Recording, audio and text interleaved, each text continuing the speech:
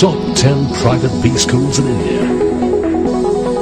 Our focus is on cutting edge domain knowledge and benchmarking with world-class businesses. Big Tech, excellence with values. ताकतें हैं, उनका उन्मूलन हो सके, इस दृष्टि से भी हमने गंभीरतापूर्वक विचार किया है। प्रदेश का सर्वांगीण विकास किस ढंग से हो सकता है, इसको भी हमने संकल्प पत्र के माध्यम से देने की कोशिश की है और साथ ही साथ युवा जो बेरोजगारी का शिकार है उसको सुनिश्चित तौर पर रोजगार के अंदर समायोजित कैसे किया जा सकता है, इसको भी हमने प्रावधानित किया है। लड़कियों का, महिलाओं का सशक्तिकरण, वरिष्ठ नागरिकों के बारे में, सभी चीजों के बारे में इस घोषणा पत्र के अंदर दिया है। विशेष हमने किसानों के बारे में, तो सर्वाधिक प्रदेश के अंदर किसान है, इसके बारे में हमने चिंता की है और इन सारे बिंदुओं को ध्यान में रखते हुए हमने संकल्प पत्र में जो बिंदु सुनिश्चित किए हैं हम आपके सामने उसको रखना चाहेंगे। कृषि विकास का बने आधार, कृषि विकास को आधार माना, न गुमना राज, न भ्रष्टाचार, इसको प्राथमिकता के आधार पर किया है।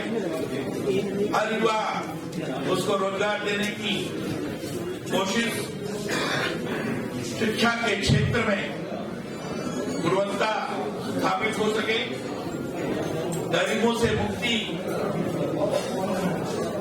दिलाने के लिए, गरीबों को गरीबी से मुक्ति दिलाने के लिए उसके अनुरूप योजना बनाकर उस सपने को साकार किया जाए। आधारभूत ढांचे का विकास हो, उद्योग और व्यापार सुगम हो सके, नारी का सम्मान हो, स्वस्थ लोग हो सके, स्वास्थ्य की विशेष चिंता की गई है और भी अनेक मुद्दे हैं जिस पर चर्चा की गई है। मित्रों, किसानों के दृष्टि से जो लघु और सीमांत किसान है उसका फसली ऋण माफ हो, इसलिए हमने तय किया है और भविष्य में ब्याज मुक्त फसली ऋण दिया जाए। इसका भी हमने बड़ा बकायदे पूरा हिसाब लगाकर गणना करके इस बिंदु को निश्चित किया है। साथ ही साथ गन्ना किसान सर्वाधिक परेशान रहते हैं और गन्ना किसानों का जो बकाया है वो बकाया 120 दिन के अंदर बैंकों के सहयोग के माध्यम से, मालिकों के सहयोग के माध्यम दोनों का समन्वय करते हुए 120 दिन के अंदर उनका बकाया भुगतान हो जाए, इसकी हम व्यवस्था सुनिश्चित करेंगे। और साथ ही साथ गन्ना किसान का 14 दिन के अंदर ही हम काम दे देंगे और इसके साथ ही साथ जो अन्य फसल है, चाहे धान हो चाहे गेहूं हो, इसका भी जो मिनिमम प्राइस है जिस आधार पर उसको बेचा जाता है उसको पूरी सरकार खरीदेगी और उसका 14 दिन के अंदर तत्काल भुगतान भी करेगी। जो भूमिहीन किस मजदूर है 2 लाख का निःशुल्क बीमा की बात की है और 20,000 करोड़ का मुख्यमंत्री सिंचाई फंड भी हमने सुनिश्चित करने का तय किया है। जो कारखाने बंद पड़े हैं, अवैध हैं, उनको भी हम खोलेंगे। पुलिस विभाग में जो कानून व्यवस्था ध्वस्त होती है उसका एक बहुत बड़ा कारण है कि पुलिस की बहुत कमी है। लगभग 1.5 लाख जगह रिक्त हैं। शासन में आने के तत्काल बाद इसको हम करेंगे। साथ ही साथ जो सांप्रदायिक तनाव, सांप्रदायिक दंगे हैं, इसके लिए एक विशेष टीम बनाएंगे उस विशेष टीम के आधार पर एक पुलिस विभाग के अंदर ही टास्क फोर्स बनेगा, इसको करेंगे। और साथ ही साथ जो पलायन हो रहा है, विशेषकर पश्चिम उत्तर प्रदेश में और विशेषकर केरला वाले प्रकरण को लेकर उस पलायन को रोकने के लिए एक अलग से विशेष टीम भी बनाने का हमारा प्रयास होगा। जो भू माफिया हैं, खनन माफिया हैं, उनको रोकने के लिए स्पेशल टास्क फोर्स हमने संकल्प पत्र के अंतर्गत सुनिश्चित किया है। भ्रष्टाचार जनित शिकायतें जो होगी उसके लिए हेल्पलाइन की भी व्यवस्था की गई है। जो नौजवान हैं, बेरोजगार हैं, बेरोजगारी से त्रस्त हैं, आज बड़ी बहुत घोषणा की जाती है हमारे मुख्यमंत्री जी के द्वारा, लेकिन बेरोजगार त्रस्त होता ही जा रहा है। और चपरासी के पोस्ट के लिए बीटेक और पीएचडी तक इन्होंने अप्लाई किया। मैं इसको टैलेंट का अपमान, प्रतिभा का अपमान, जिस शासन के अंदर ये स्थिति निर्माण होती है वो एक भय कैसे। हमने तय किया है कि 5 वर्ष के अंदर हम 70 लाख से अधिक नौजवानों को रोजगार प्रदान करेंगे। जो स्थानीय स्तर पर उद्योग है, छोटे उद्योग हैं, उन उद्योगों में स्थानीय लोग की भर्ती 90% और उससे अधिक करेंगे। उस माध्यम से रोजगार को व्यवस्थित करने का प्रयास भी करेंगे।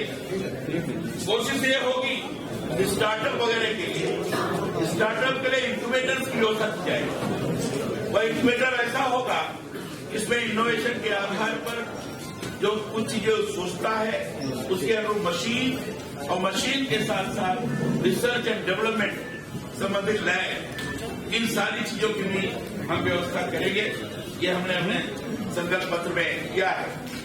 हमने ये भी घोषणा की है, जैसे अभी आजकल उत्तर प्रदेश के अंदर मुख्यमंत्री जी कहते हैं हमने मुफ्त में लैपटॉप किया। हम लैपटॉप तो देंगे ही, साथ ही साथ हम एक माह के लिए एक मुफ्त में 1 GB इंटरनेट भी उनको प्रदान करेंगे। कॉलेज में पढ़ने के लिए जो ग्रेजुएट स्तर की लड़कियां होंगी उनकी शिक्षा मुफ्त होगी। 12 तक की शिक्षा निःशुल्क। 12 से जो 50% से ऊपर का आपको प्राप्त किए रहेंगे लड़के लड़कियां, उनको भी हम विशेष रूप से निःशुल्क देने का प्रयास करेंगे। ये भी हमने संकल्प पत्र में उल्लेखित किया है। गरीब बच्चों के, गरीब छात्रों के लिए छात्रवृत्ति के लिए 500 करोड़ रुपया प्रावधानित किया जाएगा। ये भी बात हमने की है। गरीबों के गरीबी दूर हो सके और कुछ कर सके, इस दृष्टि से एक बोर्ड बनाने की बात की है, गरीब कल्याण बोर्ड। उस बोर्ड के माध्यम से भी हम काम कराने का प्रयास करेंगे। साथ ही साथ जो व्यापारियों की परेशानी को देखते हुए उनके बारे में ढंग से विचार हो सके, इस हिसाब से भी एक व्यापारी कल्याण बोर्ड भी बनाने की बात की गई है। उद्योगों के लिए मुख्यमंत्री कार्यालय के लिए एक निगरानी में, मुख्यमंत्री कार्यालय के देखरेख में एक सिंगल विंडो क्लियरेंस विभाग होगा। साथ ही साथ 6 IT पार्क होंगे और उसमें से एक फार्मा पार्क भी होगा।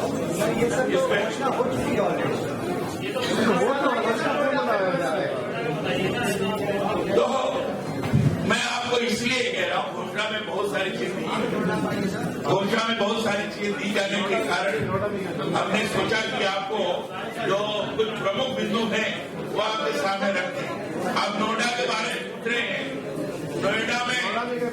नोएडा में एक मेट्रो हमारी चलाने की योजना है, हम निश्चित रूप से करेंगे।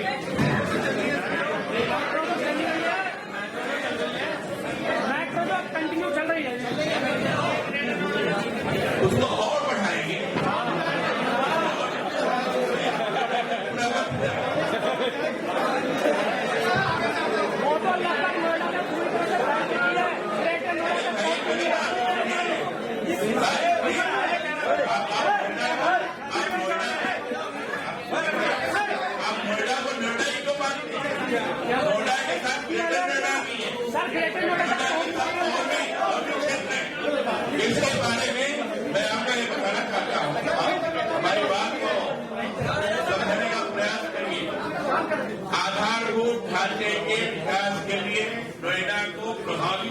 पर दुनिया के सामने प्रस्तुत करने के लिए उसके अनुरूप योजना बनाकर जो हमने मेट्रो विकास बनाई है, ये सबको नोएडा के अंदर, ग्रेटर नोएडा और साथ साथ आसपास के मिले हुए क्षेत्र जो यहाँ उनका आवागमन होता है, एक उसके अनुरूप अच्छा प्रारूप बनाकर उसको करने का प्रयास करेंगे। क्योंकि नोएडा को हम उस तरह का बनाने का प्रयास कर रहे हैं। माननीय मंत्री जी, आप हवाई अड्डे के बारे में बताएं, हवाई अड्डे में क्या कर रहे हैं? आकर्षक बन सके, हवाई अड्डे के लिए बताएं ना आप।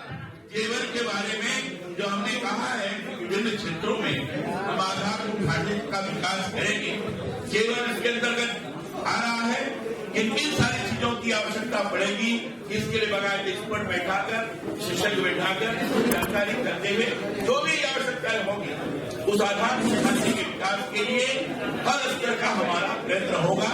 ये हमने अपने संकल्प पत्र में घोषित किया।